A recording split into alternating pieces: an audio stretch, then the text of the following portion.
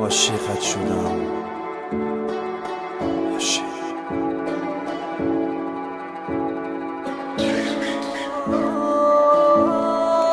هر یک حرفش خنده‌هاش در یاد من، نغمه‌هاش و چشمش در یاد من. یکی فریاد کند یاد کند یار من، دیگر چی سود که پرسد او از حال من. ببین که مردم، غمهای تو سرم را خوردن، این روحی نوجوان را بردن. هی خدا زند عاشقت شدم، مردم. دردی تو دردها را میدراند قلبها را، بر خاک درم آرام یا پرواز کنم بالا. آن درد مرامم را، هم عشق و هم جانم را، چشمان تو بردن مثل دریا.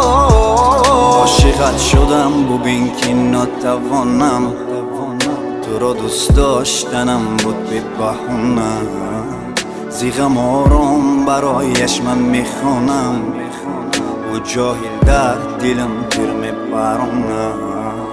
عاشقت شدم ببین که ناتوانم، تو را دوست داشتنم بود به بهونه.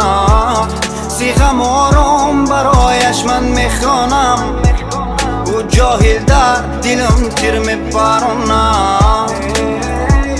چرا مردم مو به رحمه یو به رحمه یو به رحمه، درون دل پوری زخمه پوری زخمه یو به رحمه. حیاتی من غم و درده غم و درده پوری زخمه. خدایا کمکم کن که او من را نمیفهمه. خانه غم برایت ساز کنم، هنگامی مرگ تو را احساس کنم. الماسی من عشق تو را راز کنم، کار کنم شنوی آوازی من. خانه غم برایت ساز کنم، هنگامی مرگ تو را احساس کنم. الماسی من عشق تو را راز کنم، کار کنم شنوی آوازی من. عاشقت شدم ببین که ناتوانم، تو را دوست داشتنم بود به بهونه. زیغم آرام برایش من میخوانم، و جاهل در دلم تیر میبرونه. عاشقت شدم ببین که ناتوانم، تو را دوست داشتنم بود به بهونه.